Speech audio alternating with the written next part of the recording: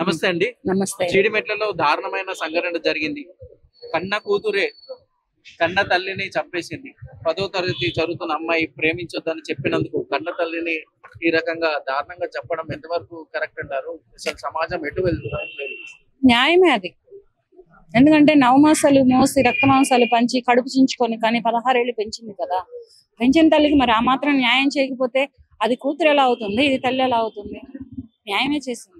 అటువంటి కూతుర్ని ఏం చేయాలంటే జైల్లో పెట్టి శుభ్రంగా మేపి దానికి హెల్త్ ఇష్యూస్ వచ్చినప్పుడు హాస్పిటల్కి తిప్పడం కాదు, న్యాయస్థానాలు చట్టస్థానాలు చేయాల్సింది. కాలు చెయ్యి తీసి రోడ్డు మీద వేయాలి. ఆ ఎంకరేజ్ చేసిన ప్రియుడికి ఈ అమ్మాయికి ఇద్దరికి కలిపి కాలు చెయ్యి తీసి రోడ్డు మీద పడేస్తే అది సరైన న్యాయం. తల్లిని చంపుతుందా ఆ కూతురు? తల్లిని చంపే స్థాయికి ఎదిగిందా? ఇన్స్టాలో పరిచయమైనోడు నీకు ముఖ్యమా? కనిపించిన తల్లి ముఖ్యమా? నీకు తల్లి అంటే నీకు తల్లి కళ్ళల్లో నీకు ప్రేమ కనపడలేదా? తను చనిపోతున్నప్పుడు తన ముఖంలో నీకు చావు కళ్ళు కనపడలేదా? ఇవన్నీ మరచి నువ్వు చంపావు అంటే నీకు కాలు చెయ్యి తీయటమే కరెక్ట్ నన్ను అడిగితే. ఘాటైనా ఎలాగా ప్రియుడి తల్లి చంపడం కరెక్టే అని ఘాటైన విమర్శలు చేయడం జరుగుతుంది. ఇప్పుడు వీళ్ళిద్దరూ కలిపి ఈ అమ్మాయి వాళ్ళ అమ్మని చంపారు, ఓకే బానే ఉంది. రేపు వీళ్ళిద్దరూ కలిపి ఆమెను కూడా చంపితే పని అయిపోతుంది. ఫస్ట్ దాన్ని వేయాలి లోపల, దాన్ని వేసి కాలు చెయ్యి తీసి బయటపడేస్తే పని అవుతుంది. వీళ్ళిద్దరూ కలిపి రేపటి రోజు నా అడ్డమైన ఆమెను చంపారని గ్యారంటీ ఉందా? ఆమెను కూడా చంపుతారు. కన్న తల్లినే చంపినటువంటి ఈ ఆడది రేపటి రోజున ఆ ప్రియుడి తల్లిని చంపదని గ్యారంటీ ఏంటి? ఇది అణిగిమణిగి ఉందా? సరే, ఇది రేపు ఇంటికి వెళ్ళిన తర్వాత ఆయన ఇంటికి వెళ్ళడానికి ఎక్కడ ఉంది అవకాశం? సరిగా లోపల వేయటం కాదు, కాలు చెయ్యి తీసి రోడ్డు మీద వేస్తే అది సరైన శిక్ష. అమ్మాయి మీద అత్యాచారాలు చేసే మగపిల్లలైనా, మగవాళ్ళని చంపే ఆడవాళ్ళకైనా జైళ్ళల్లో పెట్టి వాళ్ళకి మేపడం కాదండి దయచేసి చెబుతున్నానయ్యా, వాళ్ళకి కాలు చెయ్యి తీసి రోడ్డు మీద పడేయండి అయ్యా. జైల్లో పెట్టి మేపొద్దయ్యా. వాళ్ళకి హెల్త్ ఇష్యూస్ వస్తే హాస్పిటల్ చుట్టూ తిప్పొద్దయ్యా. దయచేసి కాలు చెయ్యి తీసి రోడ్డు మీద పడండి అయ్యా.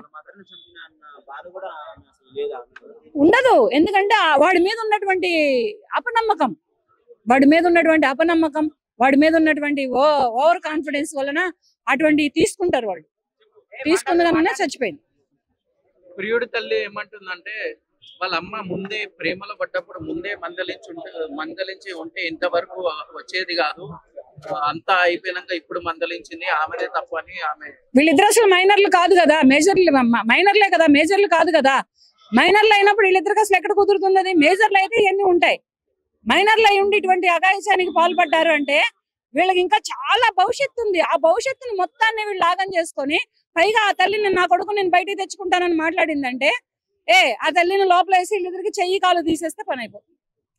చెరువు చెయ్యి తీసేస్తే పని అయిపోతుంది. అమ్మాయి అబ్బాయి ఇద్దరు ఇంట్లో నుంచి వెళ్ళిపోయి అబ్బాయి వాళ్ళ ఇంట్లోనే ఉన్నారు. బట్ వీళ్ళిద్దరు మేయర్ అని తెలిసి కూడా మైనర్స్ అని తెలిసి కూడా అబ్బాయి వాళ్ళ పేరెంట్స్ ఎలా సపోర్ట్ చేస్తారు? దాన్ని ఎలా చూడాలి? అబ్బాయి తల్లే చెప్పింది కదా చంపడం కరెక్టే అని. రేపు దాన్ని కూడా చంపితే అది కూడా కరెక్టేనా అప్పుడు నేను చెప్తా. ఇంకా 4 ఏళ్ళు పోయినాక మళ్ళీ ఇదే సిచ్యువేషన్, ఆమెను చంపడానికి ఒడి కట్టకుండా ఏమి ఉండరు. అప్పుడు ఇదే సోషల్ మీడియాలో ఇదే బయట నేను ఇస్తా ఏమనంటే చంపడం, ఆ తల్లిని చంపడం కూడా కరెక్టే. ఈ తల్లిని 4 ఏళ్ల క్రితం ఎలా చంపారో ఆ తల్లిని 4 ఏళ్ల తర్వాత చంపడం కూడా అది కూడా కరెక్టే. దానికి సిగ్గుండొద్దా? ఒక మహిళ అయి ఉండి ఇంకొక మైనర్ మహిళ చంపింది అంటే దానికి సిగ్గుండొద్దా? అది ఒక ఆడది, దాని ఒక జన్మ. ఫస్ట్ దాన్ని వేయండియ్యా లోపల, ఇడి కాలు చెయ్యి తీయండి అయ్యా.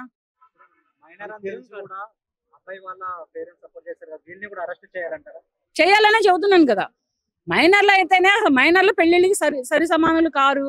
కానీ లవ్ చేసుకున్న వాళ్ళైనా ఎక్కడికైనా వెళ్ళి పెళ్లి చేసుకోండి, గుట్టు చప్పుడు కాకుండా ఎక్కడైనా బ్రతకండి. అంతేగాని తల్లిదండ్రులను చంపడం ఏంటి? తల్లిదండ్రులను చంపడం ఎంతవరకు కరెక్ట్?